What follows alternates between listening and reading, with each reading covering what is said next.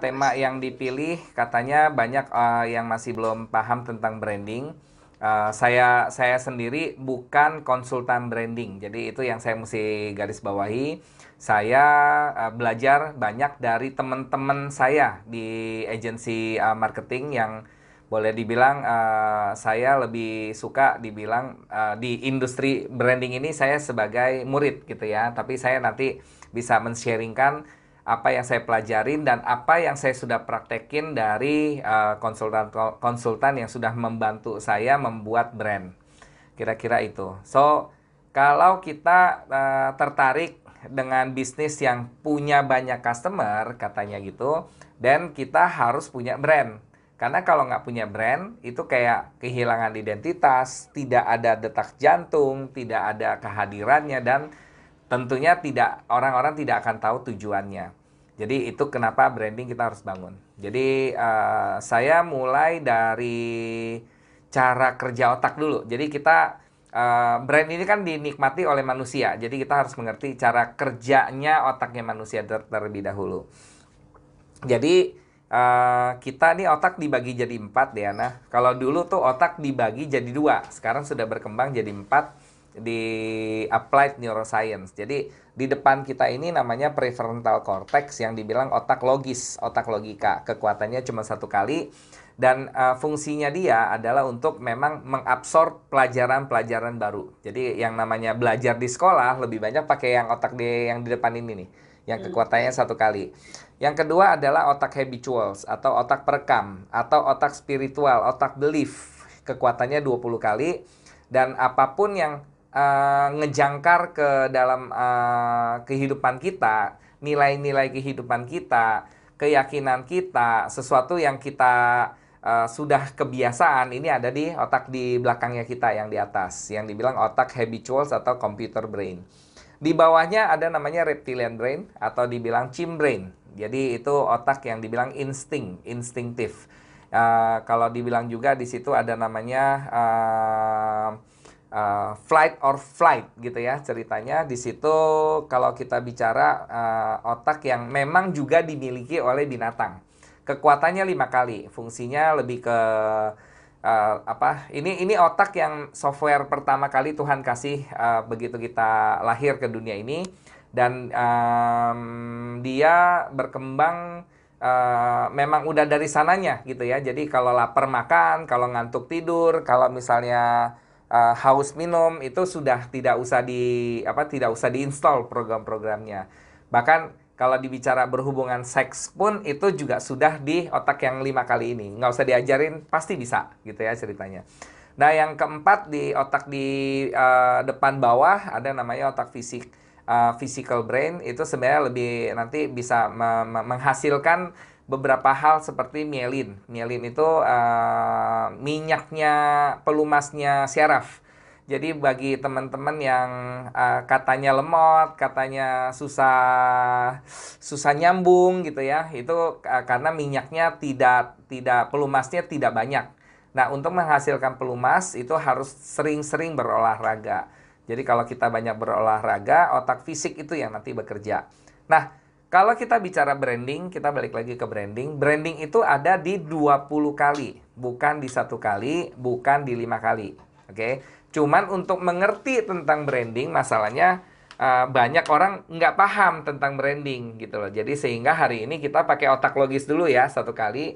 Dan nanti saya percaya nanti Bapak Ibu semua juga akan kayak menyadari, oh ini branding, ini mas saya paham, oh ini, oh itu gitu ya. Dan seterusnya.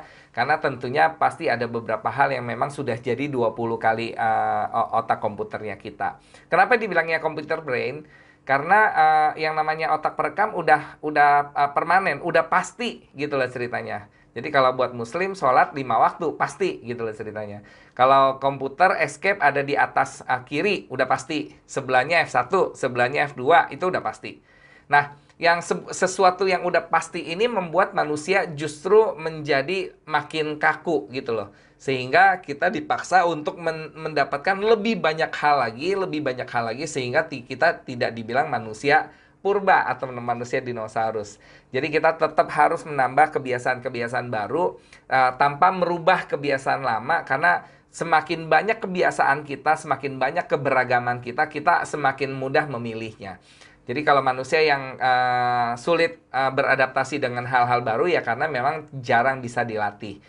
Nah, untuk bisa masuk ke 20 kali, kebiasaan itu dimulai dari membuat sesuatu sampai masuk ke dalam otak kita, kita harus cerna sebanyak 21 kali. Jadi kalau seandainya saya mau mulai rajin ibadah gitu ya, setiap pagi katakanlah jam 7 pagi saya mau punya ibadah khusus gitu ya, Senin pagi jam 7. Selasa pagi jam 7, Rabu pagi jam 7, Kamis pagi jam 7, Jumat pagi jam 7, Sabtu Minggu libur Nah, itu baru 6 kali. Itu tidak terjadi sebuah pola dan tidak akan masuk ke computer brain. Nanti Senin dia mulai lagi sampai Jumat dia itu cuma 5 kali. Karena untuk bisa masuk ke 20 kali dia perlu sekuen yang sama 21 kali.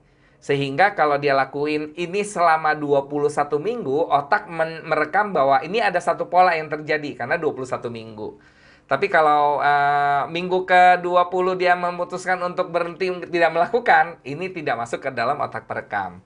Jadi kenapa manusia begitu kekehnya dengan agamanya, begitu kekehnya dengan sukunya, begitu kekehnya dengan keyakinannya, karena udah pasti gitu, escape jangan ditaruh di yang lain dong, susah nih nanti saya kerjanya, kira-kira gitu. Jadi itu cara kerja otak. Nah, branding itu bagaimana caranya kita bisa nyerbu masyarakat pelanggan kita dengan brandnya kita ke otaknya mereka, tapi mesti konsisten, kira-kira gitu. Jadi kalau saya memperagakan satu peragaan wes bablas angine gitu ya, itu iklan saya yakin banget setiap jam 7 malam sampai jam 9 malam, itu di 14 stasiun TV keluar namanya almarhum Basuki mempromosikan namanya Antangin. Jadi terus tuh, wes bablas anginnya. Terus, wes bablas anginnya. Kemudian keluar namanya tolak angin. Iklannya beda. Orang pinter minum tolak angin. Gitu loh. Terus-terusan. Iklannya juga dimunculin orang-orang pinter. Gitu loh ceritanya. Jadi harus senada ya bahasanya. Jadi kalau orang pinter minum tolak angin, tapi yang dikeluarin adalah para kiai. Nah ini pinternya jadi beda nih. Ini pinternya pinter sakti gitu kan ceritanya. Nah, sedangkan tolak angin lihatnya orang pinternya adalah orang-orang yang berpendidikan ya, iklannya Pak Renal Kasali, iklannya siapa lagi tuh, lebih banyak Pak Renal Kasali ya kalau tolak angin. Jadi ya harus dipastikan apa yang nanti kita mau kerjain harus namanya konsisten. Jadi tanpa sebuah konsistensi, branding tidak akan menjangkar ke kepalanya si masyarakat. Jadi saya mau mengulas sedikit teori Pavlov. Ini orang Rusia menemukan stimulus respon. Jadi seekor anjing ini dikurung di dalam sebuah kerangkeng dan di mana jam 5 sore ya, anjing ini pasti dikasih makan. Anjing ini nggak pernah dikeluarin dari kerangkengnya dan setiap jam 5 dikasih makan, Pavlov akan membunyikan bel 5 menit sebelumnya. 21 hari bel itu dibunyikan 5 menit sebelum makanan diserahkan. Kemudian di hari ke-22, Pavlov membunyikan bel tanpa memberikan makanan. Akhirnya anjingnya menjulurkan lidah dengan berkata gitu ya, mana nih makanan gue gitu kan ceritanya. Karena dia pikir kalau udah loncengnya bunyi, udah pasti makanan datang. Anjing kan tidak bisa tahu ini jam 5 gitu loh ceritanya. Dia cuma tahu kalau matahari udah mulai terbenam, kemudian ada bunyi lonceng, nah ini jam makannya saya, kira-kira gitu. Dan ini menjadi sebuah teori bagaimana membuat sebuah kebiasaan baru. Dan perlu diketahui Diana dan Bapak Ibu semua, dengan terjadinya pandemi kita tuh diarahin untuk beradaptasi dengan industri baru yang namanya 4.0. Dah masalahnya industri 4.0 ini banyak sekali yang baru, banyak gitu ya, sehingga Anda tidak punya pilihan untuk melakukan ini karena pandemi memaksa kita untuk benar-benar menggunakan semua digitalisasi dan teknologi. Coba ya kita recall apa aja yang udah berubah. Setahun setengah yang lalu kita masih bisa yang namanya seminar gitu ya. Setahun setengah yang lalu sebelum adanya pandemi kita bisa nonton di bioskop. Setahun setengah yang lalu kita bisa makan rame-rame lama-lama ngobrol-ngobrol di restoran. Nah, sekarang coba kita lihat ada apa aja kebiasaan-kebiasaan baru yang muncul setelah pandemi 1,5 tahun tanpa kita sadarin. Nomor satu, keluar dari rumah nyari ini dulu, maskernya mana ya, masker ya. Jadi kalau keluar dari rumah nggak pakai masker kayaknya aneh gitu loh ceritanya. Karena sudah jadi kebiasaan. Sudah terpola 1,5 tahun loh gitu ya. Suka nggak suka dipaksain. Naik motor pakai masker, naik mobil pakai masker, ke kantor pakai masker gitu ya. Lama-lama yang biasanya nggak biasa, akhirnya sekarang terbiasa. Itu baru satu. Cuci tangan gitu ya, 2. Jaga jarak, 3. Kemudian nggak mau deket-deket sama kerumunan, 4. Terus udah biasa menggunakan Zoom. Audionya dimatiin begini. Kalau pakai 2 feedbacknya begitu gitu ya. 1,5 tahun kita melakukan ini terus-terusan. Dan udah terbiasa membayar uang pakai yang namanya digital payment. Udah nggak lagi bawa-bawa uang kemana-mana. Bayar udah pakai GoPay, OVO, Dana, ya, ShopeePay. Terus udah gitu belanja udah makin lebih canggih di Tokopedia, Shopee, Lazada. Terus udah gitu yang namanya aplikasi macem-macem ya, aplikasi ojek online. Pesen makan udah pakai GrabFood, Shopee Food gitu ya ceritanya. Jadi secara kita tidak sadar, kalau nggak salah saya mencatat kebiasaan baru yang sedang kita jalanin ini sudah lebih dari 30 kebiasaan baru. Suka maupun tidak. Cuman masalahnya, Deana dan Bapak Ibu semua, kebiasaan baru yang lagi dipaksain di industri 4.0 itu masih ada 70-100 yang lain. Jadi masih ada hal-hal yang nggak mau kita harus telan gitu ya, harus makan gitu loh. Dan dengan kemajuan teknologi digitalisasi ini memudahkan, sekali lagi, memudahkan kita untuk banyak hal. Contoh misalnya, harusnya kalau Deana undang saya datang ke Jogja, kan otomatis biayanya jauh lebih mahal gitu loh. Pak Genro mungkin nggak Pak bicara di Jogja? Mungkin aja gitu kan. Apalagi dengan Zoom, saya tidak perlu terbang, Deana nggak perlu menyiapkan akomodasi dan transportasi. Tapi apakah semudah itu pakai 1 laptop? Enggak, karena saya mau profesional, saya pakai 4 laptop hari ini. Saya punya kamera khusus, saya punya lampu khusus, saya punya mikrofon khusus, dan seterusnya. Dan saya rekam acara saya sehingga saya bisa membuat konten untuk nanti aplikasi-aplikasi saya. Jadi sekali kerja tapi manfaatnya banyak gitu loh. Tapi ngandelin teknologinya bukan cuma satu gitu loh ceritanya. Jadi udah kepalang tanggung.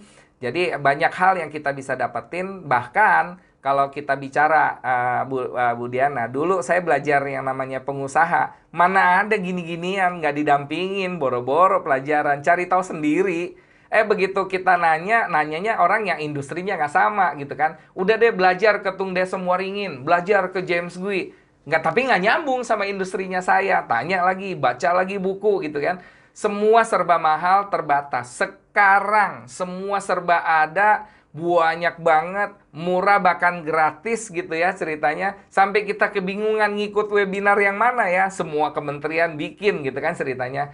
Nah, jadi kita harus bisa pinter mantengin mana-mana aja yang bagus yang bisa kita pelajarin dengan harga yang relatif sangat-sangat murah gitu loh ceritanya. Murah belum tentu murahan, mahal belum tentu bermanfaat. Tapi saya bisa pastikan lebih banyak sih yang mahal bermanfaat dibanding yang murah bermanfaat gitu loh ceritanya. Tapi ini dunia memang jungkir balik, banyak sekarang jungkir balik bener-bener banyak yang murah bermanfaat. Jadi kalau dulu Diana tahu, saya rasa 4 tahun yang lalu saya disuruh main TikTok gitu ya sama beberapa teman saya. Kayaknya bukan saya banget gitu loh. Saya umurnya udah 5 dekade dikit lagi gitu ya. Kayaknya saya nggak TikTok apa sih joget-joget gitu kan. Tapi begitu saya explore ini TikTok, iya memang bukan buat yang joget-joget. TikTok itu satu platform yang banyak banget manfaatnya. Jadi saya belajar banyak tentang bisnis justru dari TikTok gitu loh. Belajar tentang digitalisasi dari TikTok, teknologi dari TikTok, referensi makanan dari TikTok. Yang joget-joget jangan di likes gitu loh. Jangan di FYP kan. Karena kalau kita lama-lama tuh nonton yang joget-joget, ya jangan marah kalau TikTok bombardir video-video model kayak gitu ke kita gitu. Apalagi kalau yang aneh-aneh ya, yang negatif kita pantengin. Durasi 1 menit kita habisin, ada gituan lagi 1 menit durasi kita habisin. TikTok akan menyangka bahwa kita suka konten seperti itu, dibombardir lagi. Jadi kalau ada tetap akan lewat di page-nya kita TikTok yang mungkin kurang bermanfaat buat kita. Jadi kalau 10 detik pertama TikToknya kayaknya aneh-aneh, ya scroll lah naik ke atas gitu loh. Karena ini bukan saya punya, sehingga kita tidak akan lebih banyak dibombardir sama TikTok dengan konten-konten yang menurut kita tidak kita butuhkan. Kira-kira gitu. YouTube juga sama. Google juga sama gitu ya. Jadi banyak banget yang tetap harus kita pelajarin. Instagram contohnya, Nico Julius perlu 7 tahun untuk ngulik Instagram sampai dia bisa dapat followers organik 200.000 dalam kurun cuma 1 tahun. Tapi 7 tahun gitu loh belajarnya. Dia sudah bikin videonya ada 56 video. Kemudian Coach Getty pergi sertifikasi untuk bisnis model Canvas di Kanada. Jadi satu-satunya orang yang dari Indonesia yang belajar bisnis model Canvas dan dapat sertifikasi internasional adalah Coach Getty. Kemudian ada lagi nanti Victor Aritonang yang jagonya marketplace. Kemudian ada namanya Chandra Tandiono yang bekasnya orang Lazada dan Alibaba Tencent balik ke Indonesia.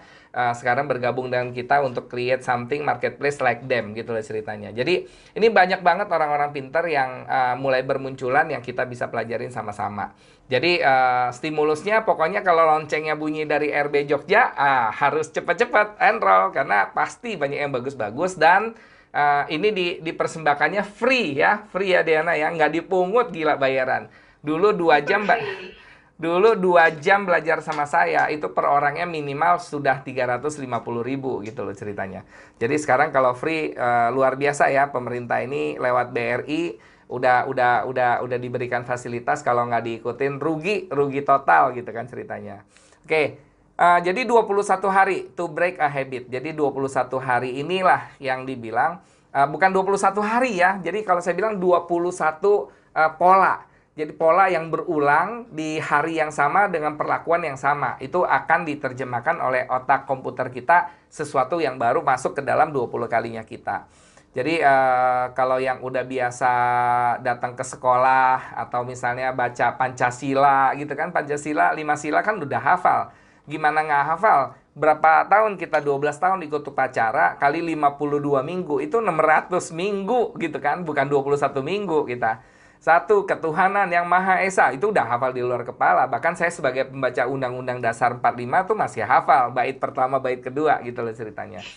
Jadi sekali lagi, kalau kita bicara brand, nah gimana caranya sesuatu yang sama ini bisa didorong terus-terusan sampai nyangkut di kepalanya masyarakat itu gitu. Nah, masalahnya karena kita nggak ngerti, paham bagaimana membangun brand, warnanya nanti dirubah, logonya nanti dirubah, packagingnya dirubah lagi, karena abis ikut seminar dari sertifikasi katanya mesti dimunculin warna ini, nanti abis ikut sertifikasi itu mesti muncul logo itu. Nah, itu yang membuat ketidakkonsistenan sehingga nanti brandnya kita berantakan. Jadi jujur, Bu Diana, saya tuh jujur agak sedih gitu ya ngeliatin kesalah kaprahan gitu loh cara teman-teman membuat bahasa saya brandnya masing-masing produk gitu loh. Jadi saya percaya ini akan jadi bagus materinya, mudah-mudahan bisa berguna buat 30-an orang ini. Jadi sekali lagi branding kata lainnya adalah menjangkar, menganchor supaya top of mind-nya masyarakat itu ingat kita gitu ya, namanya anchoring. Nah, kira-kira gambar yang di atas sama yang di bawah sama nggak ya kalau di Google Map? Jadi kan kalau kita lihat gambar yang di atas kan lurus tuh. Tapi kan kalau kenyataannya waktu kita lihat Google Map kan tidak melihat naik turunnya jalanan gitu loh ceritanya. Jadi kadang-kadang kita pikir jalannya lurus. Bener lurus, nggak belok kiri, nggak belok kanan. Tapi naik turunnya nggak dikasih lihat gitu loh ceritanya. Jadi banyak orang salah kaprah gitu ya tentang brand karena kita maksudnya mau ceritanya ini tapi masyarakat tangkapnya itu gitu loh. Jadi misalnya ada satu contoh yang sangat menarik. Bu Diana, kira-kira iklan Marlboro gambar mayoritasnya apa yang Diana tahu? Cowok. Cowok. Kayak koboi-koboi gitu Pak sih, udah pasti Coach. koboi. Terus pakai kuda. Ya, kayak kuda, Nah, terus cowok banget lah ya, pokoknya, ya. maskulin. Pertanyaannya sebenarnya rokok itu buat cowok atau cewek? Iklannya. Dua-duanya sih. Enggak, jadi pertama Oh kali, adanya. ya, jadi iklannya itu pertama kali ditujuinya buat para cewek. Oh iya. Jadi dia pikir Oh, kalau cewek kan suka yang ya ya ya maskulin gitu kan, benar-benar. pakai topi. Tapi alhasil 95% rokok Marlboro dihisap oleh laki-laki gitu loh ceritanya. Karena persepsinya kita belum tentu sama dengan persepsinya masyarakat gitu loh. Jadi hati-hati ya dalam mempersepsikan. Nah, ini kira-kira gambar apa? Ulang ya. Kelihatan nggak? Cewek. Cewek, lihat lagi yang jelas. Semut. Ada bajing, ada bajing, Pohon. ya, ada bajing dan ada Oh pohon. ya banyak. Ada tupai gitu ya ceritanya. Iya, Pak. Jadi kalau dilihat slow motion kayak mukanya cewek gitu. Oke. Jadi sekali lagi jangan sampai kita membuat sesuatu yang persepsinya bisa berubah-ubah gitu ya. Ini gambar apa? Ulang lagi. Tengkorak. Tengkorak. Oke, siap. Sekarang kita lihat lagi yang lebih jelas. Cewek. Tadi dibilang cewek, ternyata tupai. Sekarang dibilang tengkorak, ternyata cewek. Ibu-ibu pakai tudung saji, gitu kan ceritanya. Terus di kiri kanannya banyak roti. Ini kira-kira gambar apa? Silakan Sobat RB yang mau nebak-nebak juga. Iya, Gambar cewek burung. iya, cewek dan burung. Oke, jadi sekali lagi dalam membuat sebuah brand, pastikan bahwa kita tidak ambigu gitu ya. Kita harus jelas apa yang kita mau tuju. Walaupun kadang-kadang memang diinterpretasikan salah. Nah, selamat datang di dunianya brand. Ini awalnya dipikirnya cewek, nggak taunya kupu-kupu dan bunga. Oke, jadi persepsi ini yang harus benar-benar jelas. Yang kita mau komunikasin kepada siapa gitu kan, gambarnya apa, warnanya apa. Coba gambar cewek ini saya rubah dengan warna biru. Kemudian warna bunganya, warnanya warna hitam. Nggak bakal keluar gambar cewek, gitu loh ceritanya. Ya, jadi ini dibikin warnanya merah merona gitu loh ceritanya. Terus gambar mata pasti hitam gitu ya. Jadi harus namanya tone-nya mesti sama. Oke. Jadi setiap orang tuh unik di dunianya masing-masing. Sehingga kalau kita mau mengkomunikasikan brandnya kita, ingat sekali lagi brand kita tidak bisa diingat oleh semua manusia. Karena yang laki-laki menerjemahkannya gini, yang perempuan menerjemahkannya gitu. Anak-anak menerjemahkannya gini. Orang tua menerjemahkannya gono gitu ya, bisa beda-beda. Jadi sehingga kita harus tahu brand kita ini ditujukan ke umur berapa, gendernya apa, apakah ada suku tertentu yang kita mau tuju atau agama tertentu yang memang jadi target marketnya kita. Sehingga dalam mengkomunikasikannya kita akan jauh lebih mudah lagi. Dan brand ini tidak cuma dilihat, tapi juga dicium, juga bisa dirasa, juga bisa dikecapi gitu loh ceritanya. Jadi contoh misalnya, kalau kita lihat, kita dengar iklannya gini nih. Tenonet, tenonet. Ayo, iklan apa kira-kira? Ayo apa Sobat RB? Es krim wash dong gitu kan, es krim wash. Nah, jadi itu yang dijangkar adalah bunyi-bunyian di kuping. Kalau kita datang ke mall, ada outlet yang menyengat banget wanginya. Tokonya toko sepatu. Ayo, toko sepatu apa itu? Begitu lewat, nah ini apa nih? Pasti Wakai gitu loh ceritanya. Jadi Wakai menjangkar audiensnya dengan bau-bauan yang luar biasa menyengat ya. Saya nggak bilang ini bau, tapi memang wangi, tapi saya nggak suka wanginya. Tapi memang kenyataannya dalam satu mall kira-kira ada ratusan tenan, cuman dia satu-satunya tenan yang memakai indera penciuman dalam menjangkar masyarakatnya. Kemudian kalau mata banyak lah ya, ada logo, ada iklan dan lain-lain. Kemudian kalau lidah, ayo rasa. Kita bisa nggak bedain minuman ini Pepsi atau Coca-Cola? Saya yakin bisa. Ya, saya yakin itu bisa. Kemudian kalau kita nyobain apalagi ya, ayam goreng. Bahkan ya, ada pernah dites tuh, ayam goreng Kentucky, AW, sama McDonald. Ini lidah kita tuh nggak bisa bedain. Ini pasti McDonald, ini pasti Kentucky gitu loh ceritanya. Jadi memang rasanya Kentucky beda banget sama McDonald, beda banget sama AW gitu ya. Sama ya yang diraba, ini apa ya? Biasanya kain atau tas atau misalnya laptop atau macam-macam. Cuman memang ini ada beberapa indera yang memang kita nggak terlalu banyak dipakai karena medianya terlalu mahal. Jadi media yang sering dipakai akhirnya cuman yang namanya penglihatan sama pendengaran. Itu yang paling banyak didorong. Karena apalagi kalau udah penglihatan ditambah pendengaran, itu udah audio visual ya kadang-kadang ya. Makanya nggak heran iklan-iklan di TV atau di radio itu jauh lebih mahal dibanding kita cetak pamflet. Dan sekarang jadi murah karena iklan di TV dan di radio sudah bisa digantikan dengan TikTok dan YouTube. Karena gratis. Jadi kalau dulu saya talk show di radio bayar 15 juta per 35 menit, sekarang saya IG live 1 jamnya gratis. Terus followersnya tinggal kita kumpulin berapa banyak orang dan kita broadcast. Saya juga talk show juga rata-rata yang respon paling cuma 10 orang gitu loh ceritanya.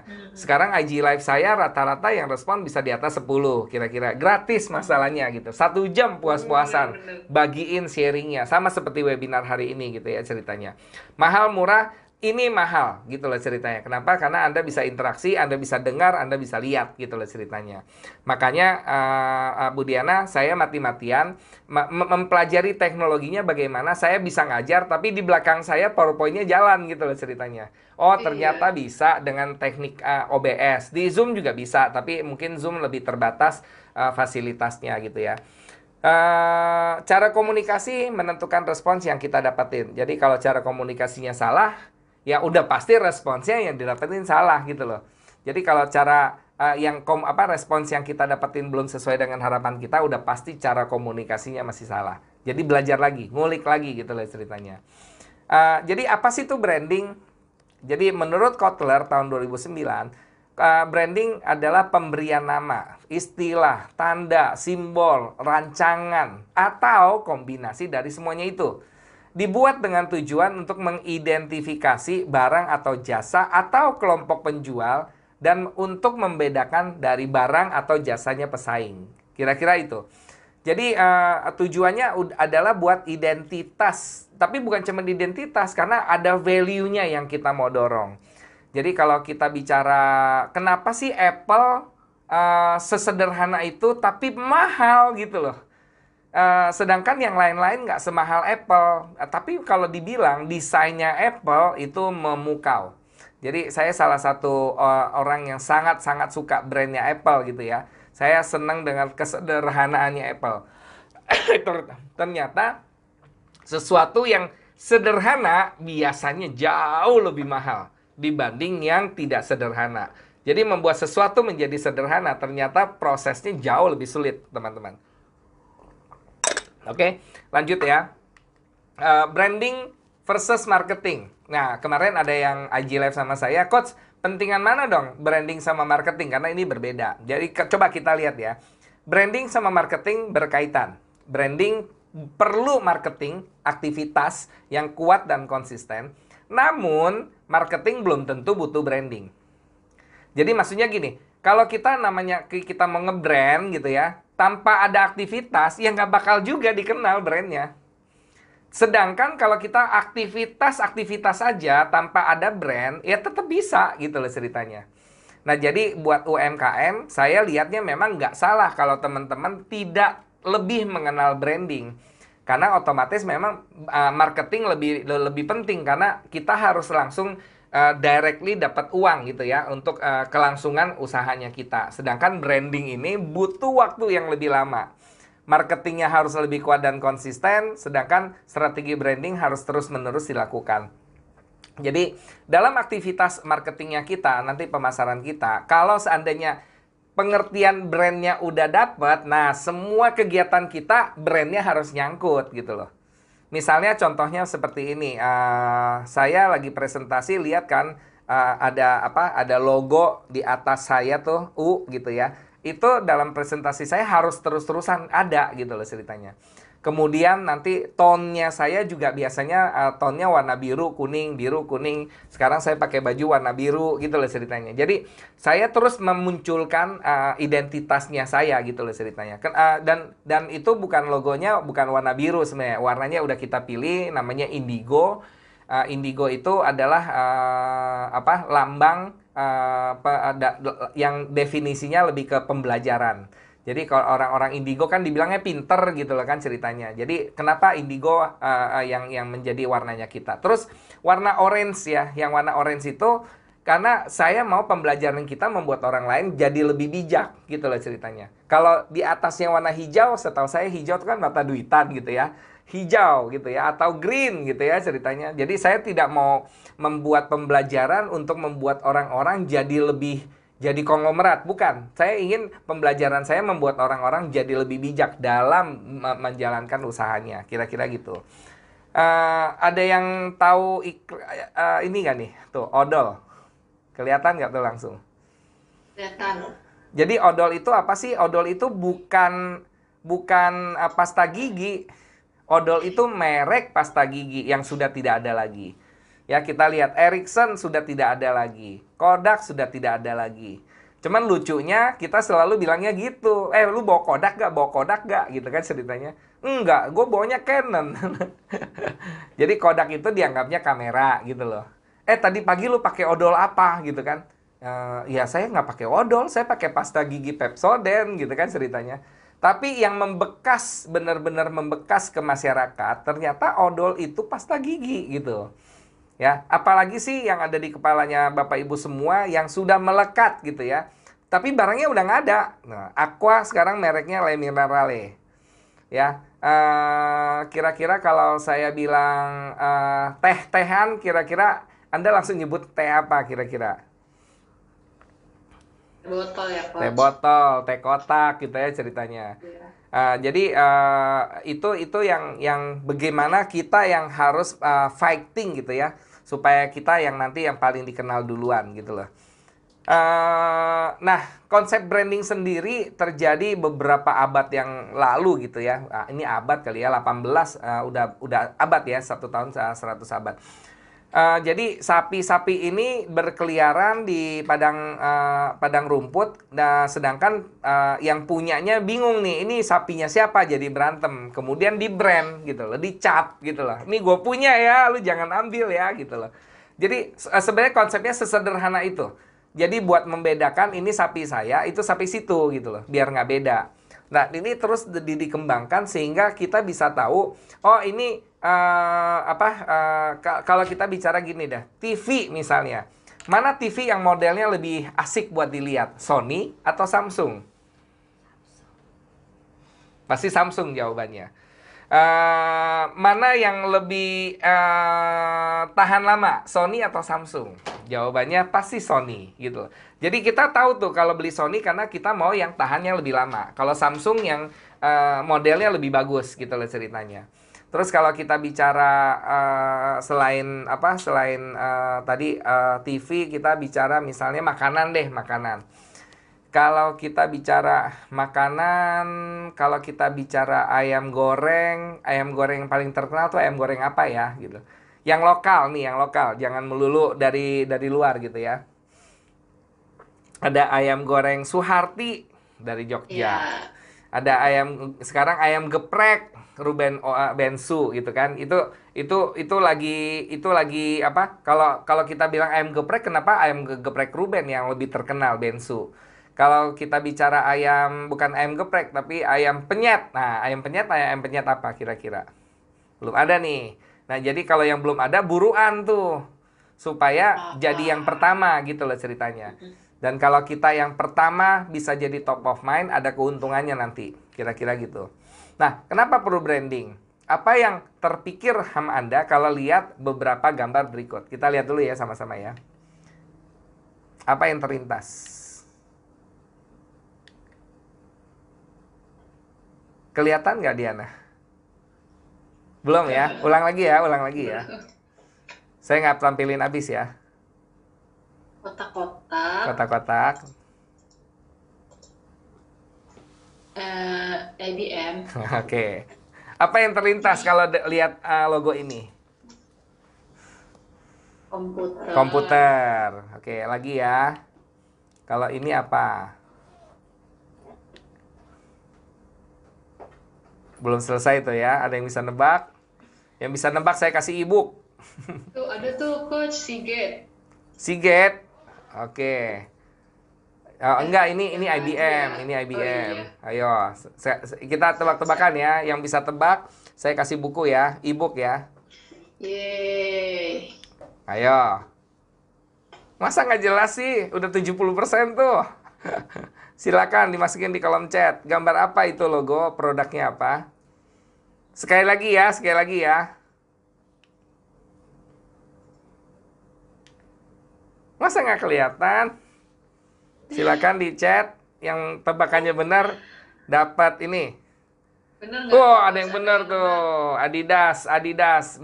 Pak Eri Sefrijal sama Nikman nanti kontak ke Diana ya untuk dapetin Yeay. e-booknya Silahkan saya. kontak ke saya. Yes, bener. Ini namanya Adidas.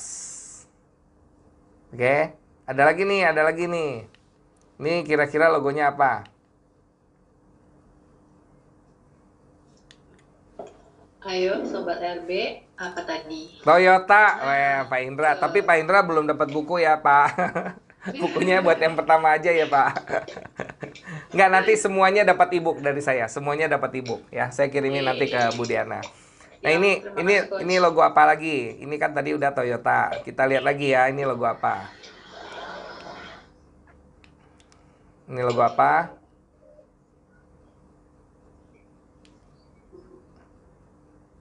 Apa Diana? Nike tuh Coach, brand Nike nomor udah tuh. pasti. Wah, so langsung Nike gitu ya. Nah, pertanyaannya sekarang logonya Anda kalau muncul di permukaan dan orang belum kenal sama Anda, apakah secepat itu bilang logonya Anda? Kalau belum berarti brandnya belum nuncep ke otaknya masyarakat, gitu loh ceritanya. Tapi logo-logo ini kenapa sudah nuncep? Maaf, ini logonya umurnya sudah lebih dari 50 tahun. Mana ada, Adidas sudah lebih dari 50 Bener. tahun, Nike sudah 50 tahun, Toyota udah lebih dari 50 tahun, IBM udah lebih dari 50 tahun kan. Nah sekarang bisa nggak dalam waktu kenceng cepet gitu ya, 3 tahun terus tiba-tiba brand kita terkenal? Kalau tidak diaktifkan. Jadi harus ada aktivitas buat ngaktifin brandnya kita. Kita udah bikin logo, tapi kita nggak kemana-mana. Logonya nggak diaplikasiin di misalnya di company profile, brosur nggak pernah dicetak gitu ya. Masa orang nggak kenal sih logo saya udah 50 tahun. Ya cuman ada di rumah gitu ceritanya. Jadi itu yang dibilang branding butuh namanya marketing. Sedangkan marketing tanpa branding tetap bisa jalan. Cuman nanti akibatnya orang tidak pernah mengenal produknya Anda. Kira-kira gitu. Oke, lanjut lagi ya. Ini iklan apa? Ini logo apa? Tahu lah. Masa nggak tahu? ABCD. Iya, ABCD tulisannya. Logo apa ini? Master, apa Coach? Visa. Visa, oh iya bener. Oke, Visa. Oke, sekarang lagi nih. Logo apa nih? Masa nggak tahu? Marlboro. Mantap. Jadi gimana tuh kita bisa tahu secepat itu gitu ya? Konsisten. Marlboro nggak pernah mengganti bentuk kotaknya itu gitu loh ceritanya. Nah sekarang saya mau tanya sama Diana. Bu Diana, logonya BRI sama logonya BCA sama-sama warna biru. Mm-mm. Biru mana yang lebih muda? Hmm, BRI. Yakin? Ada yang bilang BCA. BCA dong lebih muda gitu. BRI lebih terang, bukan lebih muda, lebih tajam warnanya. Ya. BRI sama Mandiri mana warnanya lebih tua birunya? Mandiri. Mandiri. Nah, itu yang dibilang warna birunya konsisten ya, jangan dirubah-rubah gitu loh ceritanya. Jadi warnanya udah berubah, nanti logonya berubah, terus nggak pakai tagline, nggak pakai nilainya nggak sama dan seterusnya, nggak bakal bisa jangkar ke masyarakat. Oke, jadi perlu konsisten. Nah sekarang kalau dengar slogan ini, slogannya saya nggak bunyiin ya.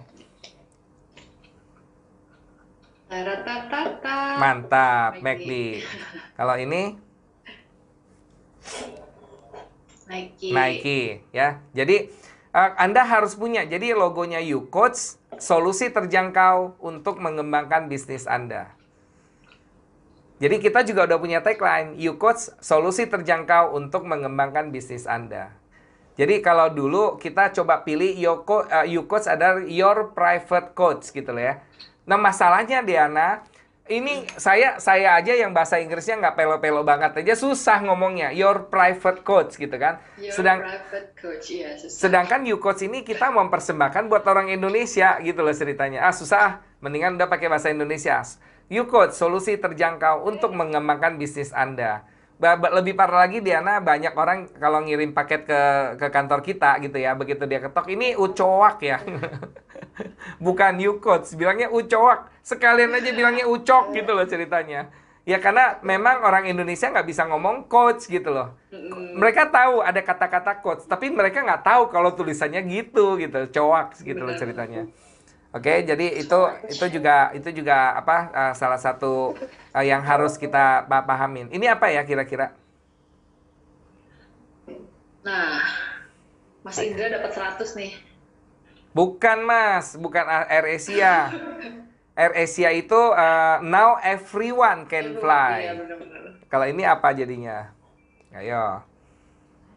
Lion Air. Oke, jadi kita harus punya ya tagline. Warnanya, tagline-nya, logonya harus tone-nya sama. Oke. Nah, sekarang pertanyaannya nilai apa yang ditawarkan oleh masing-masing produk layanan berikut. Coba kita lihat yang sebelumnya. We makes people fly. Kan udah jelas. Produknya pasti terbang dong gitu kan ceritanya. Jadi jangan satu ya, ini benar murah. We makes people fly. Orang yang nggak bisa terbang kita bikinin terbang. Akhirnya kacau balau.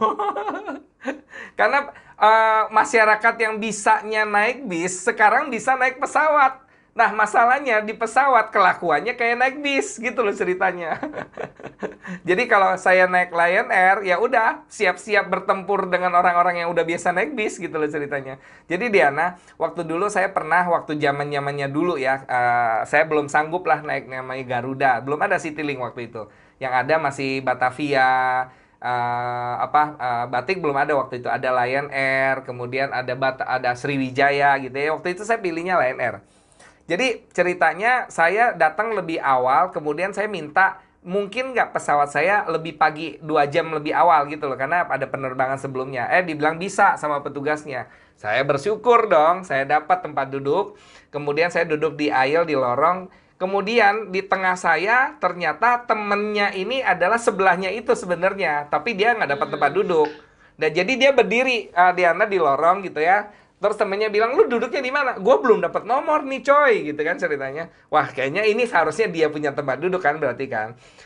Ceritanya pintu udah mau ditutup, pramugarinya bingung, ini manusia kok satu ini masih berdiri, dideketin dong. Bapak, maaf Pak, nomor bangkunya berapa? Oh, belum dapat nih nomor bangku. Waduh, dapat Pak nanti ya, 2 jam berikutnya ya. Terus dijawabnya gini, dari Medan ya, Diana. Dia jawabnya gini, alah 2 jam mah sanggup lah saya berdiri. Orang biasa 24 jam naik bis aja saya sanggup berdiri. Masa ini 2 jam saya nggak sanggup. Bayangin naik pesawat berdiri. Belum pernah ke Planting kali ya gitu loh ceritanya. Itu sampai pramugarinya berdiri nggak bisa Bapak di sini. Enggak, saya kuat kok 2 jam. Ya belum lagi nanti ketemu orang yang angkat kaki makan nasi padang pakai yang namanya minyak telon. Selamat lah ya kalau Anda naik Lion Air. Belum lagi kalau lagi ngantri masuk boarding pass gitu ya. Itu yang namanya salip-salipan. Selak-selakan gitu ya. Yang namanya berebut gitu kan cerita. Yang namanya Lion Air mah nggak ada itu yang namanya kastanya kasta maaf ya jelata gitu loh ceritanya. Dan besok kabar gembiranya buat saya nih ya. Buruk ini ya. Saya mau nggak mau ke Bali tuh naik Lion Air. Udah lama saya nggak naik Lion Air karena nggak ada penerbangan yang lain. Sedangkan saya harus bertanding, ada satu startup yang saya harus ikuti gitu kan ceritanya. Waduh, pesawatnya Lion Air. Oke, bersiap-siap diri gitu ya, bertempur gitu kan ceritanya. Karena memang we makes people fly gitu loh ceritanya.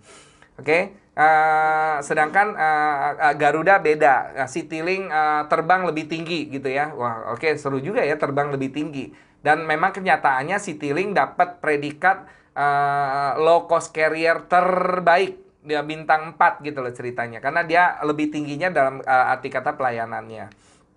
Oke, sekarang nilai apa yang ditawarkan dari masing-masing produk berikut. Ya, kita lihat. McDonald, I'm loving it. Lion Air, we makes people fly. BMW, the ultimate driving machine. Twitter, what's happening. Coca-Cola, open happiness. Apple, think different. Nike, just do it, gitu lah ceritanya. Jadi antara warna, logo, sama tagline harus mencerminkan produk yang mau Anda jual. Oke? Jadi ini kalau ini ada yang minta ini nih, komentar. Kemuning batik. Kemuning batik itu apa? Vita Jogja. Oke, mereknya apa nih Vita Jogja Kemuning Batik Fashion? Kemuning batiknya jelas bahwa ini produknya fashion. Oke, karena udah batik gitu kan ceritanya. Tapi Kemuning batik ini tagline-nya apa? Yang mencerminkan perbedaan batiknya ibu dengan yang lain gitu loh. Itu harus ada gitu kan. Kemudian kalau kita bicara kemuning batik, kemuning itu apa sih? Tanaman ya, semacam tanaman atau buah-buahan atau sayur-sayuran, saya nggak tahu. Yang otomatis harus ada nuansa kemuningnya kan ceritanya. Kemudian kalau udah ada nuansa kemuningnya, balik lagi, value apa yang mau didorong. Supaya pada saat ngomongin kemuning batik, orang langsung nge-tracknya itu gitu loh ceritanya. Kalau sekarang saya belum dapat. Niteni wedang uwuh, selalu ada kebaikan. Nah, ini masalahnya Pak Indra. Niteni wedang uwuh.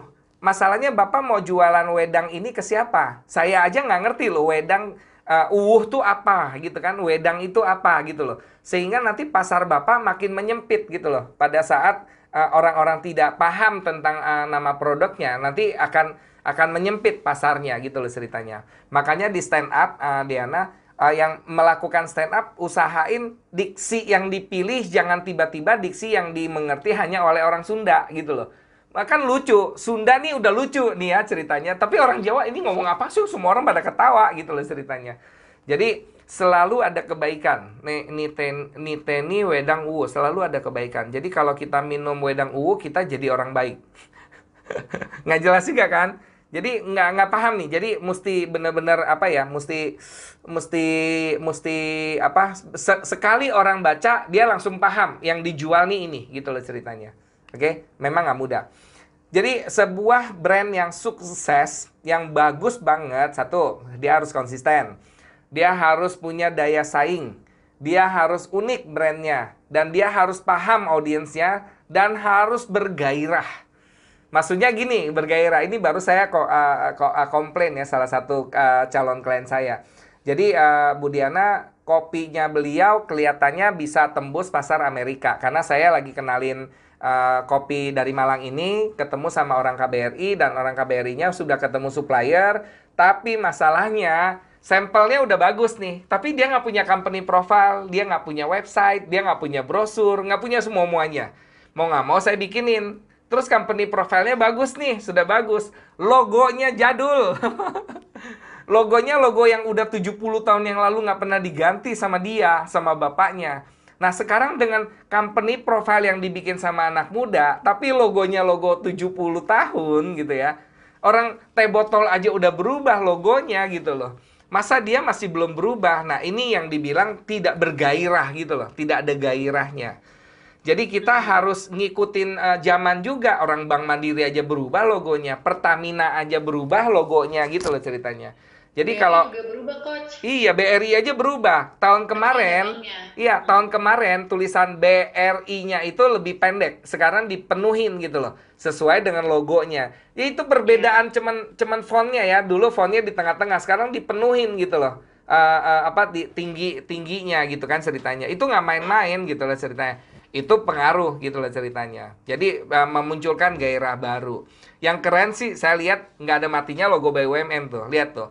3 sama M sama U sama N sama gitu loh. Ya itu jenius sih. Itu jenius. Itu Pak Elwin Mok. Jadi saya udah undang dia bicara di tempat kita. Orangnya sangat humble, teman baiknya Pak Erick Thohir. Ya, yang mendesain yang namanya BUMN gitu lah ceritanya. Jadi itu nggak main-main. Jadi warnanya juga dipilih. Kenapa? BUMN kan terkesannya kolot, terkesannya susah gitu kan. Begitu rubah warna seperti itu dengan budaya baru namanya akhlak gitu ya. Itu beda banget semua cara memandangnya gitu loh. Jadi Pak Erick Thohir nggak main-main tuh dalam memilih yang namanya logo baru itu gitu loh ceritanya. Oke, jadi kita bahas tuh satu-satu. Jadi kalau kita bicara kenapa Apple memilih logo Apple gitu ya, karena byte sama byte-nya hampir sama gitu. Ya, byte yang satu digigit, satu lagi byte satuan dari rumusan komputer gitu loh ceritanya.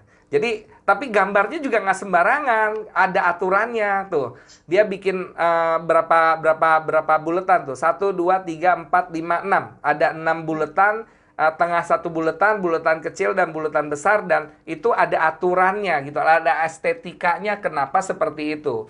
Jadi nggak sembarangan Bapak Ibu. Tangkai ujungnya itu adalah perpaduan dari dua lingkaran yang ukurannya sama gitu loh. Jadi ada pelajarannya dalam membuat sebuah logo gitu loh ceritanya. Jadi nggak sembarangan ya, ini Apple dibuat gitu loh ceritanya. Unilever, ternyata Unilever kalau di breakdown itu ada sekitar 21 produknya Unilever digabung dalam satu huruf U gitu loh, kira-kira gitu. Ya, jadi itu Unilever. Nah, dan memang karena Unilever membawa brand lebih dari 500 di Indonesia. Jadi Unilever ada produk apa tuh di situ tuh? Kalau kita bisa lihat ada produk lebah, ada produk ikan, ada produk es krim, ada produk bunga-bungaan, ada wortel, apalagi sih tuh. Ya, jadi kumpulin jadi satu gitu loh. Jadi memang Unilever fokus di rempah-rempah, kemudian sabun-sabunan, kemudian es krim, kemudian kecantikan gitu loh ceritanya ya. Itu logonya Unilever. Nah, coba kita lihat lagi, ayo logo kita, negeri kita, Pancasila. Itu aja kan ada artinya. Ya kan? 45 helai bulu di leher menandakan tahun 1945.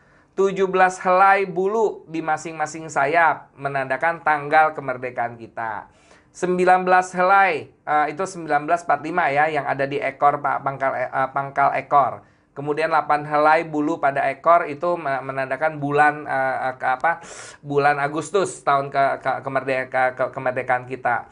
Ditambah lagi dengan kalimat Bhinneka Tunggal Ika, ini yang bikin ini Bung Karno sih jenius menurut saya. Kemudian yang namanya 5 Pancasila itu sangat-sangat diakui di Timur Tengah yang masih pada berantem-beranteman, perang-perangan. Jadi Bung Karno udah melihat dengan 15.000 pulau yang ada di Indonesia, dengan ribuan suku yang berbeda-beda, agama yang berbeda-beda, dia membuat panduan ini gitu loh kepada masyarakat Indonesia, dan ini yang sangat-sangat diakui bahkan di PBB gitu loh. Negeri ini bisa damai karena mengacunya ke sana gitu loh ceritanya. Dan ini nggak main-main gitu ya ceritanya.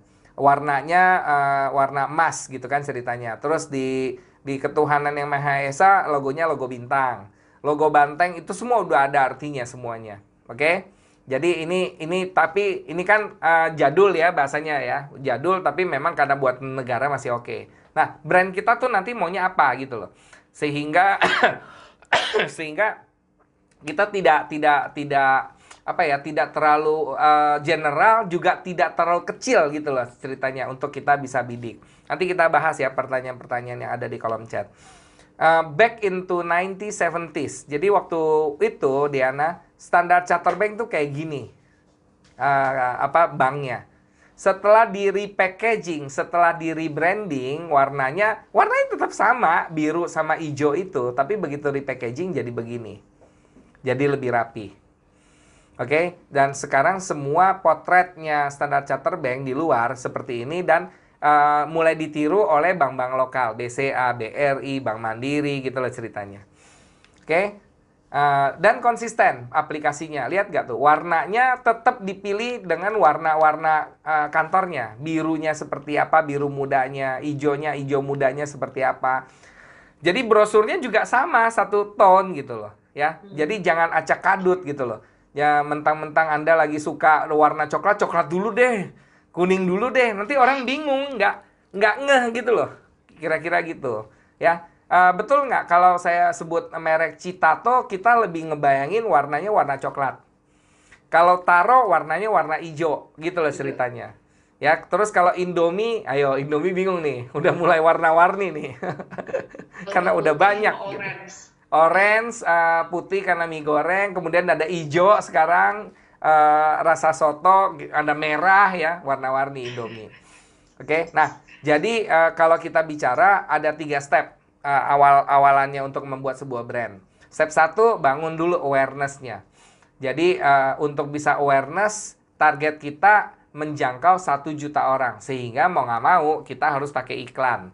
Kita harus pakai media. Kita harus pakai media konvensional maupun online. Kita harus meet and greet. Kita harus campaign. Wah, kemana-mana nih. Karena untuk dapetin 1 juta orang. Kemudian kita harus mulai engage, harus diajakin interaksi gitu ya, sehingga kita bisa dapat organik, kita dapat conversations, kita ada social media recommendation. Jadi buat teman-teman yang suka ikut webinar, nanti name-nya itu sekalian pakai ad Instagramnya Anda, gitu loh ceritanya. Jadi saya tuh selalu @Gendro Salim gitu loh, @YouCoach Academy, itu sekalian. Jadi orang tahu, wah ini kayaknya Instagramnya ini nih, kepoin gitu, kira-kira gitu. Nah, sambil saya ngomong gitu, nanti ada yang kepoin nih, ya tahu deh Gendro Salim itu, gitu kan ceritanya. Itu juga mesti diomongin, bukan cuma ditaruh tulisannya. Jadi kita harus bilang, nanti kalau mau ngobrol sama saya, bisa DM saya ya di Instagramnya saya. Jadi itu dalam proses nge-branding. Kemudian acquisition untuk dapetin customer loyalty. Itu ada event offline, ada experience-nya, ada online offerings-nya, ada list building-nya. Itu makin mengerucut lah ceritanya. Sehingga kita funnelingnya tuh dari 1 juta turun ke 200.000, turun ke 10.000. Tapi 10.000-nya 10.000 militan, kira-kira gitu. Oke? Sampai di sini ada pertanyaan, Deana kan kenal saya nggak gara-gara kemarin, ini udah 1,5 tahun yang lalu gitu loh ceritanya. Terus mungkin udah ngeliatin 1-2 hal, ada di Bandung, ada di Jakarta, terus ngomong sama Pak Teguh, mau dong buat teman-teman di Jogja, wes, monggo gitu loh. Nah nanti ada lagi nih panggilan, mungkin Mas Sarpan ya dari Banjar. Pak Gendro kok cuman Jogja doang, ayo dong Banjar juga gitu kan. Nah berarti saya sudah mulai masuk ke yang namanya branding. Karena sudah mulai ada engagement, sudah mulai ada perbincangan-perbincangan, kira-kira gitu. Nah, nanti produk terakhirnya baru saya launching. Deana, bulan depan kalau ada kesempatan lagi kita ada judul baru gitu ya. Tapi saya mau umumin juga, bulan depan rencananya kita akan soft launching. Buat teman-teman yang mau punya coach, udah nggak usah pusing, nggak usah pikirin lagi mahalnya. Kenapa? Karena saya bikin aplikasi coaching. Jadi kalau dulu mau punya coach harus bayar 10-20 juta 2 kali ketemu, nanti kedepannya cuma 50.000 gitu loh sebulan.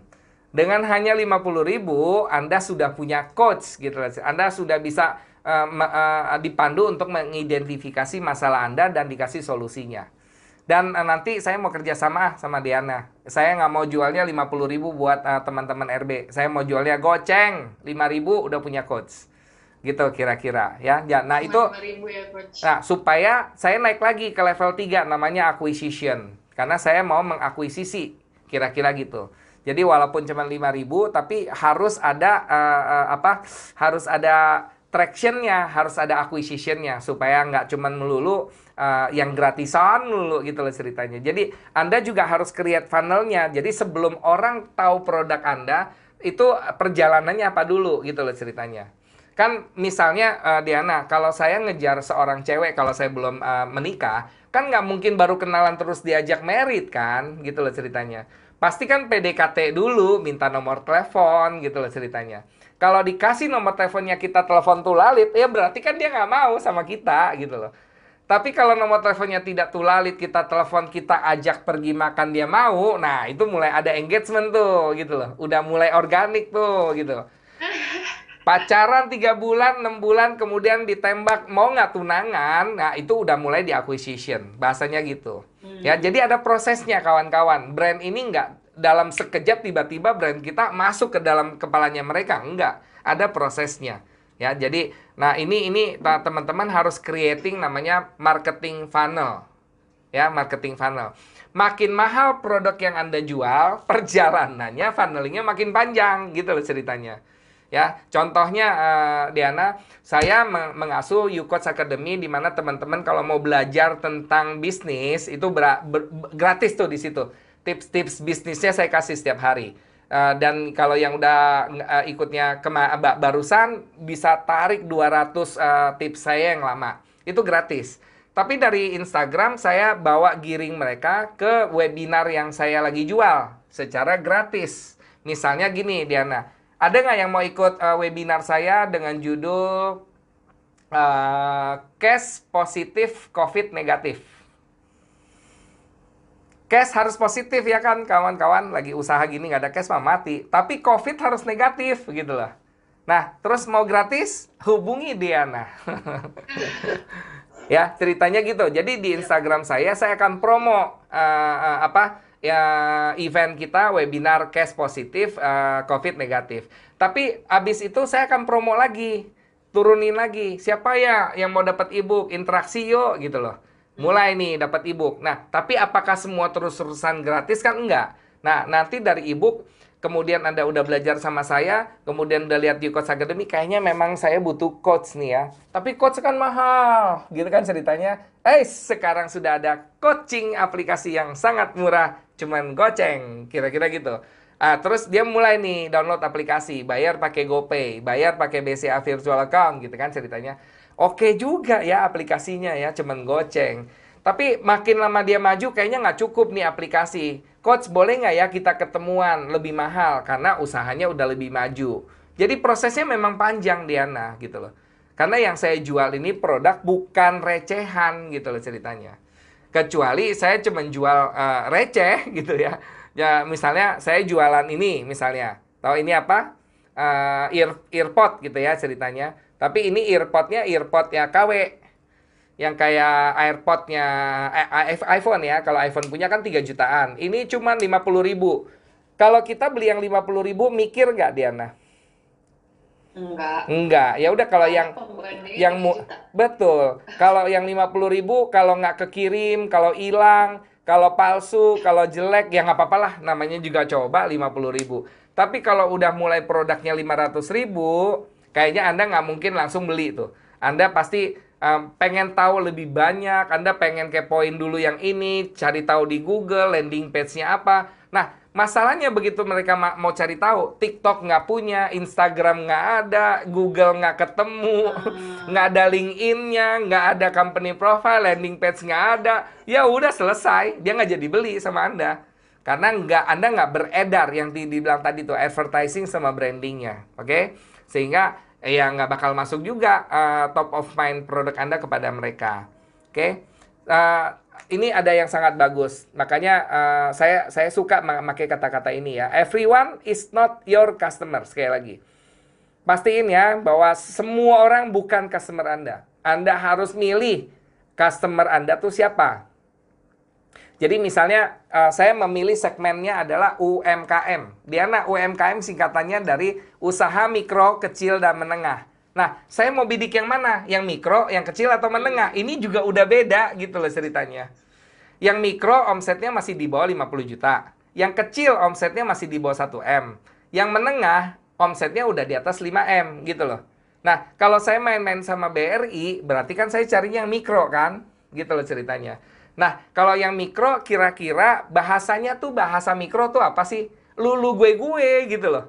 Karena kalau saya ngomong ke yang menengah, misalnya perusahaannya Telkom, misalnya perusahaannya Hutchinson, HSBC gitu kan nggak mungkin ngomongnya lulu gue gitu loh, nggak bisa gitu loh. Nah, jadi komunikasinya disamain dengan segmennya Anda. Nah, Diana, kenapa saya pilih pangsa pasarnya mikro yang sangat segmented? Karena ternyata UMKM di mikronya 95%. Di kecilnya cuma 3%, di menengahnya cuma 2%. Lah, kalau saya cuma main yang di 2%, otomatis mainnya yang mahal. Jangan bikin produk yang cuma goceng, bikin produk tuh yang 50 juta, kira-kira gitu. Sedangkan kalau mikro, cocok dong yang 50.000 gitu kan. Udah mikro, 50.000, mainnya sama BRI. Cocok dong, kira-kira gitu. Kalau saya mainnya sama Pertamina, kayaknya mikronya Pertamina beda deh. Lebih akan banyak batik deh, percaya deh. Craft, furniture gitu ya. Akan ada banyak makanan nggak yang dibina sama Pertamina? Saya curiga nggak. Karena Pertamina lounge-nya itu nggak mungkin jualan makanan gitu loh ceritanya. Atau misalnya Gapura Angkasa. Gapura Angkasa akan lebih banyak craft. Kenapa? Karena showroomnya mereka di bandara-bandara kan suka banyak orang bule. Kira-kira gitu.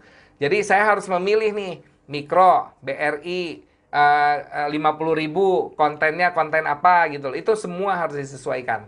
Ya, supaya tidak berantakan. Contoh, Mercy pada saat mutusin untuk bikin C-Class 180, itu CC paling kecil, itu gagal total. Karena dia berusaha menyamakan, bisa nggak ya bikin Mercy murah? Mercy jangan bikin murah dong, Mercy bikin makin mahal gitu loh. Kalau Toyota bisa nggak bikin mobil paling mahal? Nggak bisa dong. Toyota jago bikin mobil murah gitu loh. Makanya Toyota waktu bikin Camry, kenapa Camry kurang begitu laku dibanding Mercy sama BMW? Lah karena ngapain dengan harga dengan harga Mercy saya bisa dapat Mercy, kenapa saya beli Camry? Kecuali dia orang Jepang. Kecuali dia benar-benar nasionalisnya tinggi karena mereka mau belain Toyota gitu loh ceritanya. Ya jadi Mercy C180 gagal. Atau misalnya mobil ada tuh Toyota apa namanya di atasnya Camry yang lebih mewah lagi. Kurang bisa jalan gitu loh ceritanya. Karena tidak masa iya udah beli yang mahal-mahal logonya Toyota gitu loh ceritanya. Ini lucu loh Diana. Saya waktu itu bawa Mercy-nya tahun 2000. Tunggu tuh, tahun 2006. Harga mobilnya cuma 300 juta, Diana. Kemudian klien saya bawanya Lexus yang harganya 1,2 M. Tahu nggak siapa yang dicariin parkir valet? Mercy. Dia sampai marah-marah gitu loh. Mobil gua 1,2 M nggak dicariin parkir. Mobil lu 300 juta dicariin parkir. Karena Lexus itu konotasinya Toyota gitu loh ceritanya. Jadi kalau mau beli mobil mahal ya 3 logo itu. Mercy, BMW, Audi gitu loh ceritanya. Jadi kalau beli mobil Toyota ya mungkin karena kita butuh kerendahan hati. Kita sering diglodok daripada dipalakin gitu loh ceritanya. Tapi kalau kantor Anda masuknya ke Sudirman, Tamrin, ketemunya direktur perusahaan besar, naik Toyota nanti nggak dapat kontrak, kira-kira gitu. Ya, jadi balik lagi ke tentang segmen. Anda harus benar-benar jeli segmen yang Anda mau tuju tuh yang mana. Karena Anda nggak bisa bikin produk untuk disukai oleh semua orang. Nggak bisa, Bu, Pak. Kalaupun bisa, itu bonus, ya. Tapi sekali lagi, kayak tadi tuh, Marlboro ditujuannya ke cewek, malah cowok yang beli. Ya, harus jelas, harus tajam. Oke, kita masuk ya satu persatu ya. Anda harus paham namanya personality atau persona. Perbedaan perilaku individu, kognisi, dan emosi. Terlihat karakteristik dari pola perilaku tertentu di mana ada 5 komponen kepribadian. Pengalaman, kesadaran, ekstroversi, keramahan, dan emosi. 50% disebabkan genetika seseorang, 50% sisanya efek lingkungan seseorang. Kepribadian dibentuk dari elemen fisik, karakter, dan style. Persona ini gini. Kalau saya bicara stand up komedian yang namanya Raditya Dika. Ya, putus. Saya punya putus, bentar. Kamu punya putus gak? Oh, connecting Ya.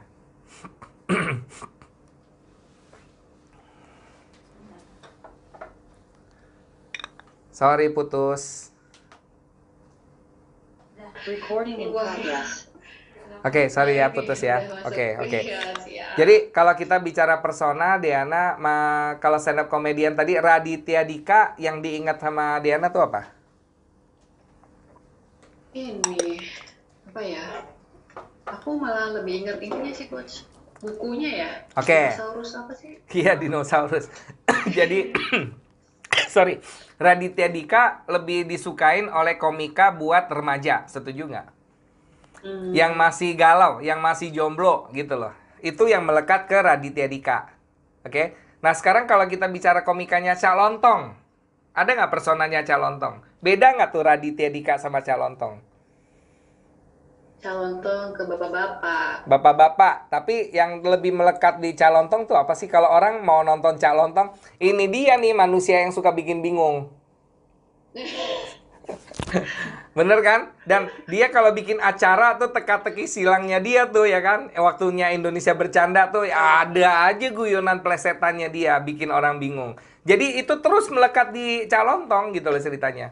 Terus kalau kita bicara Panji Pragiwaksono, ayo. Stand up comedy ini terkenal ya di luar maksudnya politik ya. Kita lepasin politiknya dulu. Tapi Bang Panji ini terkenal dengan seseorang yang sangat cinta sama bangsa. Bahkan dia punya buku kan, namanya Indonesia Ism gitu loh, Indonesia Ismi. Ernest Prakasa, ayo, yang diingat apa kalau stand up komedinya Ernest? Hmm, ada Film, film tuh coach. film. Kalau saya bilang udah jelas dah, Cina udah satu tuh, ya kan? Jadi dia menceritakan keresahan sebagai seorang Cina gitu loh ceritanya. Jadi itu yang pengen dilepasin personanya. Nah, Anda juga harus punya. Jadi keripik Anda personanya apa gitu loh. Keripik yang paling pedes udah pasti maci gitu loh ceritanya. Keripik yang enak murah ya Citato. Nah, Anda mesti bikin keripiknya apa? Yang ada personanya, jangan boleh ikut-ikutan gitu loh ceritanya. Oke, terus kalau kita, oh keripik saya bukan keripik singkong, coach. Keripik saya beda, keripik kulit ikan, gitu loh ceritanya. Oke, belum ada sih keripik kulit ikan di Indonesia yang cetar seperti Irvin, gitu loh ceritanya.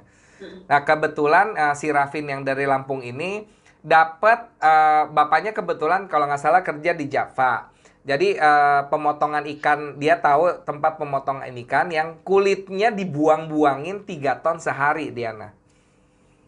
Bayangin kalau Rafin goreng keripik kulit ikan, di mana kulit ikannya dapat dari hibah setiap hari, otomatis bisa bikin murah dong. Mm-mm. Jadi dia bisa bersaing dengan Irvin. Bayangin Irvin jual 130.000, Rafin cuma jual 25.000.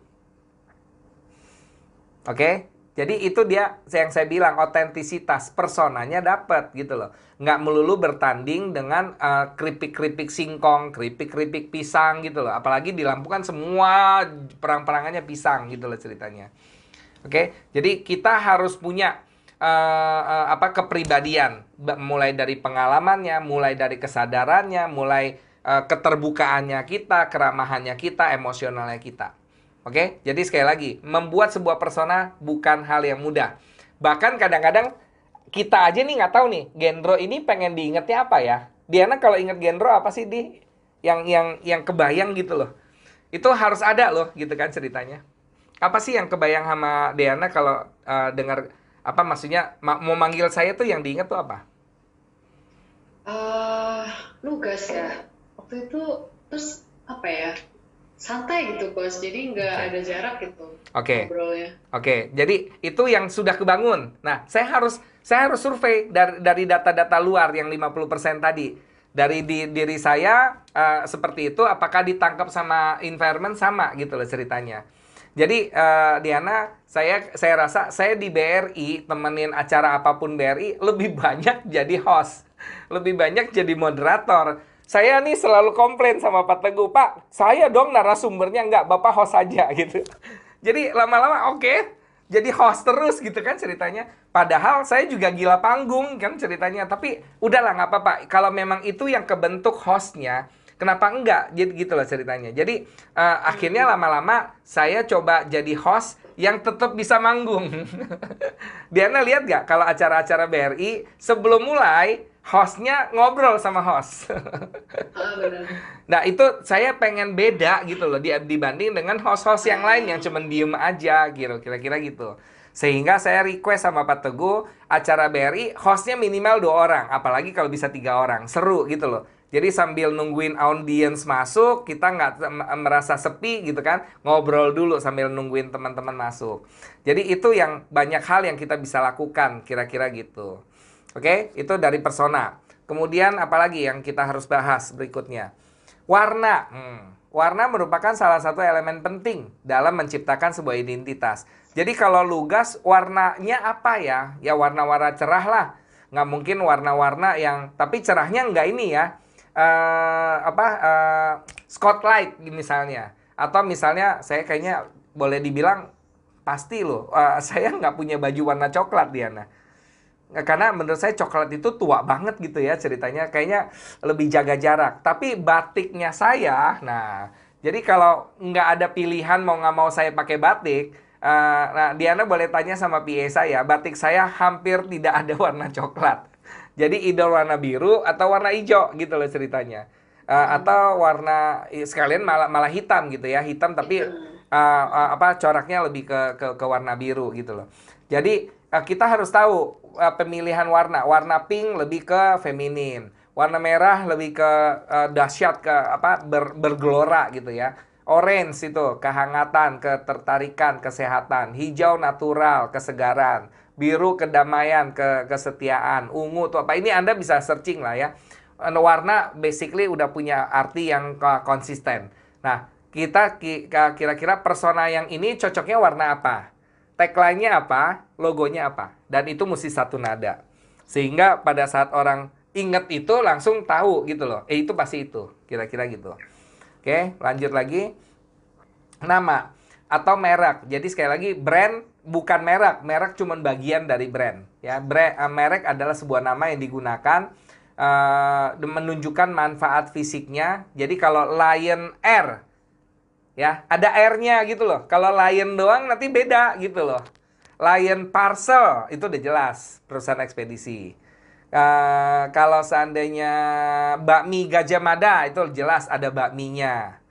Kalau Esteller 77, 77-nya nggak dipentingin, tapi tahu ini pasti barangnya Esteller, gitu loh ceritanya. Jadi, cuman kadang-kadang ini banyak, ini apa ya, ini UMKM lagi ya. Zamannya dulu ya, Diana pernah dengar nggak PT-nya misalnya kayak gini nih, Maju Jaya Sukses, Gemilang Jaya Abadi, Jaya Makmur Abadi, gitu kan. Itu apa ya? Sampai Makmur Sentosa. Jaya Makmur Sentosa. Itu udahlah, itu kolonial, udah beda gitu loh sekarang. Tahu nggak sekarang ada PT namanya Sonic Kebut-Kebutan. Sonic itu kan yang jago lari tuh, yang kayak kartun Sonic kan. Dia bikin PT-nya namanya Sonic Kebut-Kebutan gitu loh. Udah pasti jelas nggak? Ini perusahaannya perusahaan apa? Kurir. Sonic Kebut-Kebutan gitu loh ceritanya. Oh, Ya, jadi udah harus mencerminkan gitu loh produknya apa. Jangan cuman PT-nya aja gitu loh ceritanya. Ya, jadi merek harus relevan dengan produknya, harus disesuaikan dengan segmen pasarnya, harus disesuaikan dengan personanya, harus disesuaikan dengan positioning, maksudnya segmen targetnya, harus sesuai dengan brand personality-nya, dan harus unik, nggak pasaran. Mudah diingat. Nah, ya ini saya mau cerita yang mudah diingat nih. Banyak sekali UMKM kita bikin mereknya. Wes pokoknya rame-rame. Kalau bahasa saya itu rame. Saking ramenya, jadi Anda nggak bakal bisa diingat karena lu susah gitu loh ngingetnya. Bikin stempel aja jadi susah gitu loh ceritanya karena terlalu kompleks. Mau semuanya ada di sana gitu ya. Jadi balik lagi makin sederhana logo Anda akan makin mudah diingat sama orang. Tapi tidak pasaran ya, balik lagi gitu. Oke, lanjut lagi. Nah, sekarang kita bicara logo. Ada orang mereknya logo, ada orang mereknya cuma nama. Nah, Anda bisa pilih beberapa hal. Logo merupakan suatu identitas visual yang digunakan untuk mengkomunikasikan sesuatu menurut Hardy 2011. Logo membantu audiens mengenali sebuah merek. Misalnya kalau lihat busur, maka seketika konsumen akan sadar bahwa logo itu adalah McDonald. Ya, busur, bukan panah ya. Kita kadang-kadang kalau dengar busur kan yang panjang itu. Bukan, itu panah. Kalau busur itunya ya buat tarikannya. Busur melihat 3 buah garis miring. Kemudian mengutip pendapat Gareth Hardy, sebuah perusahaan tanpa logo tidak akan mempengaruhi target audiens.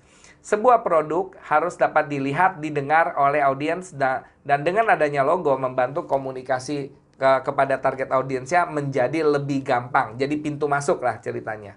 Ya, jadi kira-kira itu. Logo adalah sebuah simbol lambang yang menjadi tanda baik barang, lembaga, perusahaan, instansi maupun website atau blog. Jadi sekali lagi ya, niat baik kita, produk baiknya kita itu harus tercermin di logo tadi. Jadi logonya, coba Diana lihat logonya kami YouCoach. Kira-kira ada seperti apa sih logo ini? Yang di atasnya ada bulatnya. Coba teman-teman kelihatan nggak bahwa ini adalah gambar orang? Kelihatan nggak gambar orang? Bukan tangan ya, Coach? Nah, tuh juga kelihatan tangan. Tangannya bukan begini, tapi tangannya begini ngerangkul. Jadi ada orang sedang kami rangkul gitu kan. Kepalanya itu adalah orang gitu loh. Kira-kira gitu. Ya karena yang kita coaching kan manusianya, bukan bisnisnya. Jadi kita harus rangkul mereka untuk bisa bikin mereka lebih maju lagi. Jadi itu pesan yang ingin saya taruh. Kemudian YouCoach, kenapa O-nya dibedain? Ya supaya identik lah. Kalau orang-orang nanti logo U-nya nggak diambil, minimal ada O-nya tuh yang warna orange, konsisten O-nya yang di atas gitu loh. Ya, jadi kira-kira itu yang menjadi pilihan kita dalam membuat logo YouCoach gitu loh. Oke, tagline yang tadi biar berbicara, just do it-nya apa, I'm loving it-nya apa. Diana, tahu Nawilis nggak? Nawilis? Ya, nggak ya? Nggak ya? Oke, sip. Bagus nih, bagus. Karena nggak tahu. Tapi kalau Nawilis logonya tulisannya gini. Nawilis Pouring and Balancing. Jadi tahu nggak? Ini merek apa? Produk apa sih Nawilis Pouring and Balancing? Bengkel variasi. Mantap. Bengkel tuh keluar. Ya, bengkelnya keluar. Nah, tapi di bawah tagline-nya tulis Safety and Comfort. Ban, mantap. Nawilis adalah bengkel untuk ngurusin ban-bannya mobil. Ya jelas ya. Jadi spurring balancing udah jelas, biar rodanya nggak lari sana lari sini, biar nggak gejugluk. Masuk ke bengkel Nawilis, keluar pasti safety, pasti comfort, kira-kira gitu. Jadi walaupun Diana nggak pernah mendengar kata-kata Nawilis, tapi karena dalam satu kesatuan, jadi mudah gitu loh ceritanya. Oke, yang lucu nih ada satu es krim baru, mereknya Aice. Tapi sama orang-orang lokal dibilangnya Ais. Atau iya Aice kan, Aice. Mau es dong. Nah, Aice, jangan kaget ya Diana, itu es krim Walls omsetnya dikalahin 9 kali lipat sama Aice. Wow. Kenapa? Karena ternyata es krim Walls pangsa pasarnya menengah gitu loh. Sedangkan masyarakat menengah di atas di Indonesia itu cuma 20%. Menengah ke bawahnya lebih banyak. Nah, Aice bisa ngelihat pangsa pasar itu. Jadi dia bikinlah es krim yang harganya cuma 800 perak, 1.200 perak gitu loh. Nah, pertanyaannya, masyarakat bawah 1.200, es krim, ya jangan dibikin yang enak. Mereka juga nggak tahu mau enak mau enggak, yang penting dingin gitu loh ceritanya. Jadi kita harus paham, kita mau bidiknya segmennya yang mana gitu loh. Kemudian tagline-nya, udah jelas tuh tagline-nya Aice ya gitu ya. Saya bahkan nggak tahu tuh tagline-nya Aice apa. Tapi dengar kata-kata Aice aja, AS ini perusahaan es nih pasti gitu loh ceritanya. Oke, terakhir yang paling penting, pastikan bahwa setiap pesan yang dikomunikasikan oleh perusahaan kepada audiens harus konsisten dan sejalan dengan brand yang diciptakan. Pesan yang membingungkan tidak akan menarik bagi audiens. Oke, kemarin saya ada IG Live dengan salah satu UMKM yang dari Serang kayaknya. Diana tahu tangkal kawung nggak? Tangkal kawung. Nah, tuh kan udah bingung. Nah, kalau udah bingung, biasanya orang akan langsung tinggal. Dia tulisnya gula semut tangkal kawung. Oke, berarti kan dia jualan gula aren, gitu kan ceritanya. Gula semut tangkal kawung. Oke, berarti tangkal kawung ini mereknya. Nah, pertanyaannya, tangkal kawung apa ya, Diana? Kalau saya taunya kawung batik. Oke, kawung batik. Tangkal apa ya? Nah, karena nggak paham gitu ya, akhirnya identitasnya nggak muncul gitu loh, Diana. Oke, jadi jangan bikin orang pusing, ya, jangan bikin orang bingung. Bikin begitu baca, oh oke, paham gitu, kira-kira gitu. Oke, itu tagline. Jadi tagline rangkaian kata-kata indah yang berbasis DNA-nya adalah added value, brand personality, brand positioning yang kuat, yang mampu menjadi pembeda.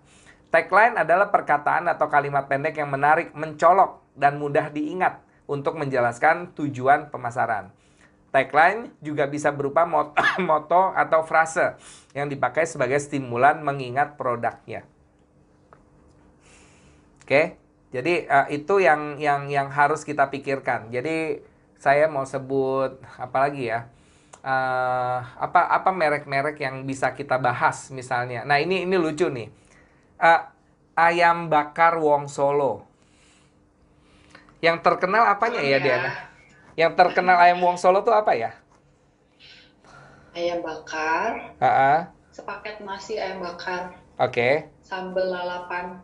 Yang saya ingat dari ayam Wong Solo tuh langsung dijawab tuh.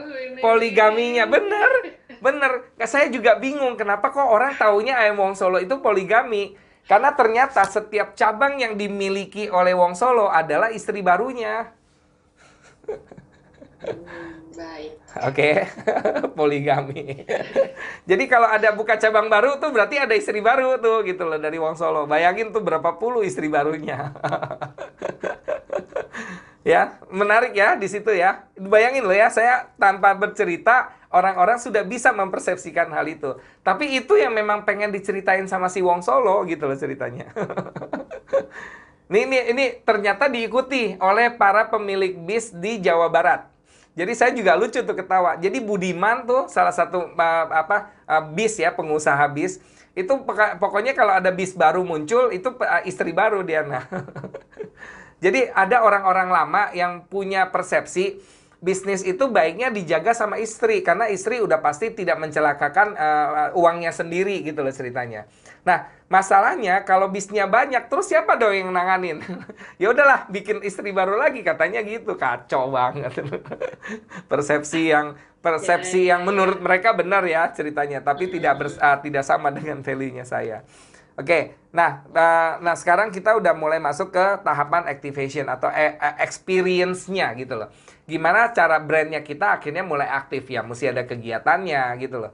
Nah, kegiatannya ada kegiatan enjoyment di tingkat ini yang berperan adalah produknya, karena konsumen harus fokus pada produk dan harus memancing reaksi oke. Nah, bagi 38 orang yang hadir hari ini, bahasa saya salah satu produknya saya adalah webinar gitu loh. Biar teman-teman bisa merasakan apa yang saya lagi berikan jasanya. Experience. Di tingkat ini berperan adalah proses. Keterlibatan konsumen dalam proses ini akan memancing reaksi aha. Nah, bisa nggak sambil webinar mancing experience juga? Bisa dengan bertanya. Kemudian tulis di kolom chat. Kemudian menjawab pertanyaan-pertanyaan saya. Ini karena waktunya nggak bakal cukup gitu ya. Saya nggak mungkin ajak satu-satu nih berinteraksi gitu loh. Kalau satu harian, ini satu-satu saya pasti panggil-panggilin. Nah, di engagement di tingkat ini berperan adalah keterlibatan people-nya. Saat konsumen mendapat service excellence, dia akan memancing reaksi wow. Kira-kira itu. Bisa nggak dalam satu event experience-nya didapatkan? Bisa. Tapi jangan terlalu ekspektasinya terlalu tinggi, lebih baik kita bertahap satu persatu. Karena biasanya yang terlalu cepat nanti juga terlalu cepat ditinggalkan. Sabar, pelan-pelan aja. Sekali lagi branding butuh konsistensi, branding butuh waktu gitu loh ceritanya.